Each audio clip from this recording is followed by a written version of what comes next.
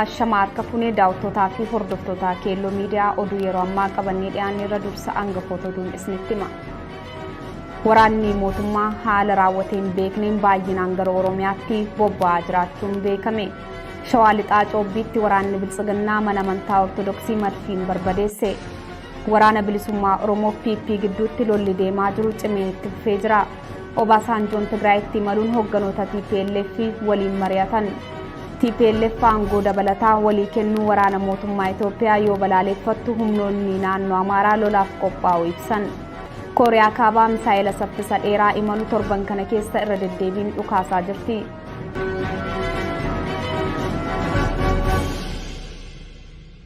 Daawwattoota keenya gara bal'ina oduuttan isin dabarsaa oduu kan isinitti mu'anmooniit badhaasaati.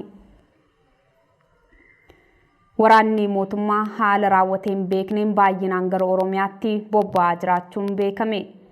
Waraanni mootummaa lakkoofsaan hedduu ta'an Oromiyaa bakkoota waboon jira jedhamutti torban kana bobbaafamaa jiraachuu keelloon odeeffate. Waraanni mootummaa konkolaataa 60 oliin qellam wallaggaa qofaatti torban kana akka bobba'e kan himu maddii odeessa keenya. Akkuma deemanitti haleellaa guddaan waraana bilisummaa Oromoo irraan isaan mudachuun eeramaa jira. Qellam wallaggaan alattis lafa waboon jira jedhamu maraatti bobbaa taasisee kan jiru waraanni mootummaa kibba Oromiyaa fi lixa Oromiyaa keessatti kumoota hedduun kan lakkaa'amu ajjeefamuusaa waboon gabaasaa jira. Haleellaawwan gurguddaan tibbana waboo fi waraana mootummaa gidduutti gaggeeffamaa kan jiru yoo ta'u waraana bilisummaa Oromoo lixa Oromiyaa magaalaa Garjeedaa dabalatee lafoota to'annoo isaa babal'isaa akka jiru gabaasa arganneen ni mirkaneeffannee jirra. Waraana lafoon alatti torbanoota kana keessa haleellaa diroonii Oromiyaa kutaalee adda addaa keessatti waraana mootummaan raawwatamaa kan jiru uummata nagaa hedduu ajjeesuusaas gabaafamaa jira. Haleellaa diroonii mootummaan gaggeessaa jiruun dhaabbilee mirga namummaa hedduun balaaleffachaa jiran. Haleellaan dirooniin cinatti manneen uummata nagaa Oromoo abiddaan gubuu fi dararaa sukkanneessaa raawwachaa kan jiru waraanni mootummaa shororkaa guddaa uummata irratti raawwataa akka jiru gabaasa arganneen mirkaneeffanne. Shawaa lixaa Coobbiitti waraanni Biltsiginnaa mana amantaa Ortodoksii madfiin barbadeesse. Godina Shawaa lixaa Coobbii keessatti waraanni raayyaa ittisa biyyaa lola waraana bilisummaa Oromoo waliin taasisaa ture injifatameen booda uummata amantaan walitti buusuu fi waraana bilisummaa Oromoo maqaa balleessuuf olola miidiyaa ittiin hojjechuuf jecha bataskaana madaanaalamii jedhamu kaleessa Amajjii 11 bara 2022 meeshaa guddaa madfiidhaan barbadeessuu jiraattonni naannichaa keellootti himan. Kutaalee Oromiyaa hundaa keessatti waraanni Biltsiginnaa humna qabu hundaan maqaa waraana bilisummaa Oromoo qulqulleessina jedhuun duula guddaa banee kan jiru yoo ta'u bakka hundaatti waraana bilisummaa Oromoon injifatamee uummata nagaa haleelaa jira. Haala kanaan kaleessa Amajjii 11 bara 2022 dhiya Oromiyaa godina Qeellam Wallaggaa aanaan Filloo magaalaa Garjeedaa bakka gabaa Kamisaa jedhamutti sa'a 3 oliif waraanni Biltsiginnaa dhukaasa uummata irratti baneen abbaa manaa fi haadha manaa dabalatee namoota 15 ol haala sukkanneessaan ajjeesee jira. Lola waraana bilisummaa Oromoo jala dhaabbachuu kan dadhabe waraanni Biltsiginnaa injifatamuusaa gara dabarsuu fi olola maqaballeessii adda addaa qindeessuun miidiyaa sirna Biltsiginnaa leellisaniini balbaloomsaa jiraachuu maddeen keenya ifoomsan. Taateen kaleessa Shawaa lixaa Coobbiitti waraana Biltsiginnaan raawwates kana kan ragaa ba'u ta'uunsaa ni hubatama. Akka uummanni sababa amantii walitti bu'uu fi waraana bilisummaa Oromoo maqaa balleessuuf mana amantaa Ortodoksii madaanaalamii Coobbii meeshaa guddaa madfii jedhamuun barbadeessuu akka waan waraanni bilisummaa Oromoo godheetti fakkeessuun olola qindaa'aa miidiyaalee Biltsiginnaa fi leellistoota isaan gaggeeffamaa jira. Dhiyeenya kanas waraanni Biltsiginnaa Shawaa Bahaa Karrayyuutti abbootii gadaa fi namoota 14 ajjeesuun shaneetu ajjeese jechuunsaa ni yaadatama. Haa ta'u malee immoo qondaalotuma mootummaatiin shirri kun saaxilamee ajaja mootummaatiin ajjeefamuu abbootii gadaa Karrayyuu mirkaneessanii jiru. Waraana bilisummaa Oromoof PP gidduutti lolli deemaa jiru cimee itti fufee jira. Waraanni bilisummaa Oromoo zoonii lixaatti Cibraanoo Daabulluq Buttaan Dongoroo humni furgaatu jajjabee guyyaa har'aa aanaa Dongorootti lola dhaabbataa ganama sa'a 1 hanga sa'a 4tti taasiseen bireena 2 isnaayiparii 1 AKM 25 waraana Biltsiginnaarraa hiikkachuu ibsee jira. Waraana PP irraa 30 du'aan 13 madoon adabamuu fi lolichaa jajjabeedhaan injifannoon argamuusaa waraanni bilisummaa Onichaa ibsee jira. Haaluma kanaan humna dabalataa magaalaa Saqalaarraa konkolaataa konkolaataa 9 gara dongorootti deemaa jirus bakka addaa Caattoo jedhamutti tarkaanfii irratti fudhatameen maduuf du'aan adabamuun of duuba deebi'uu isaanii waraanni bilisummaa Oromoo ibse. Itti dabaluunis ammas lolli waan itti fufee jiruu fi uummanni keenya sochii geejibaa magaalaas ta'ee baadiyyaa akka dhaabdan isiniin jechuu barbaanna jechuun dhaamsa dabarfatanii jiru. Haaluma wal fakkaatuun waraanni bilisummaa Oromoo zoonii giddu galeessaa Adaa Bargaatti waraana Biltsiginnaa waliin lola jajjabaarra jiraachuun isaanii dhagahamee jira. Obasanjoon Tigraayitti imaluun hogganoota TPLF waliin mari'atan.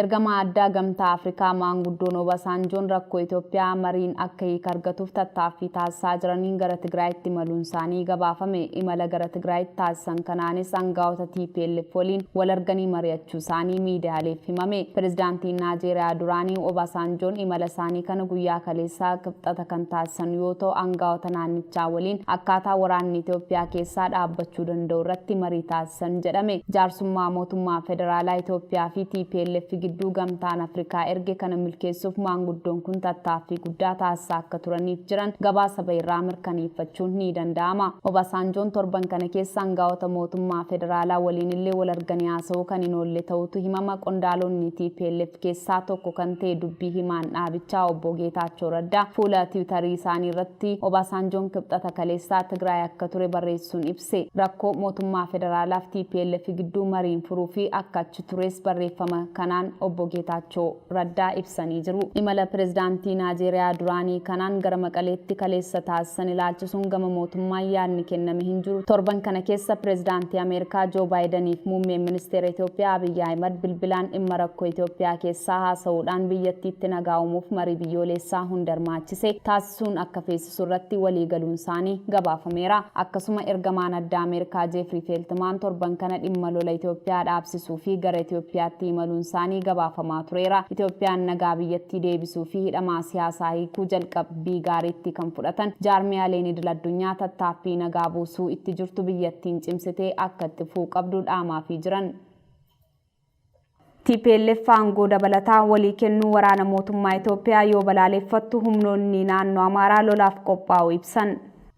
Tibbana aangoo sadarkaa garaagaraa keessa kan jiran aangawoonni waraana mootummaa Itoophiyaa badhaasa aangoo dabalataa walii qoodaa jiru. Kana ilaalchisuun hoogganaan koomaand poostii TPLF ibsa baaseen waraanni Itoophiyaa badii uummata nagaarraan geessiseef kan himatame hidhamu malee kan badhaafamu miti jechuun badhaasa waliif taasisan san qeeqa. Badii gurguddaa waraanni Itoophiyaa naannoo isaanii Tigraay keessatti qaqqabsiise eeruudhaan badii sanaaf kan gaafatama argachuu qabudha malee kan badhaafamu miti jedha koomaand poostiin Tigraay ibsa baaseen. Gama kaaniin humnoonni naannoo aangawoonni naannichaa miidiyaalee naannoo Amaaraan akka ibsanitti humni TPLF uummata Amaaraa fi yaaddeessaa waan ta'eef amma isaan barbadaa'anitti lolatti fufna jechuun ibsan. Kun wayitaa mootummaan federaalaa Itoophiyaa dhimma TPLF waliin qabu karaa nagaa furuu fi waliigaltee irra ga'aa jirutti kan dhaga'ame yoo ta'u abdii nagaan biyyattii keessa ni deebi'a jedhu gaaffii jala galcheera. Aangawoonni naannoo Amaaraa kun akka jedhanitti humnoonni TPLF qofaa isaanii nu waraanaa hin jiran humnoota alaa hedduu of duuba hiriirsanii nu waraanaa jiru. Kanaaf humna cimaan dura dhaabbachuu fi naannoo Amaaraa qophiidha jedha.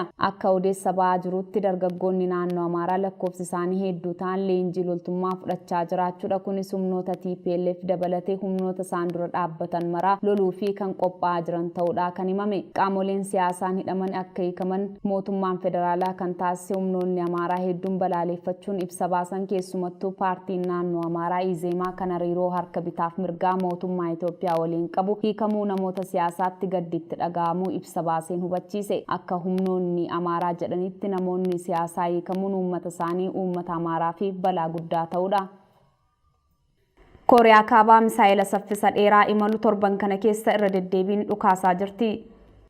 Kooriyaa kaabaa misaa'ila saffisa dheeraan imaluuf kan fageenya guddaa deemuu danda'u hypersonic kan jedhamu torban kana keessa dhukaasuun ishee gabaafame. Bakka hoogganaan biyyattii Kim Jong Un argamanitti dhukaafamu misaa'ila kanaa kan himamu yoo ta'u misaa'illi kun torban kana keessa yeroo lammaffaaf dhukaafamu isaa miidiyaaleen eeraa jiru. Misaa'ila kibxata kaleessaa furgifteen Kooriyaan kaabaa galaanarraa kiiloomeetira 1,000 imaluun akka ofirra deebifte ibsame. Oomisha meeshaa waraanaa ammayyaa misaa'ilaan haalaan milkaa'uu ishee Kooriyaan kaabaa ibsaa jirti. jirti. Kun osoo biyyoonni dureeyyii hedduun dhorka adda addaa fi balaaleffannaa adda addaa irratti gaggeessanii ture.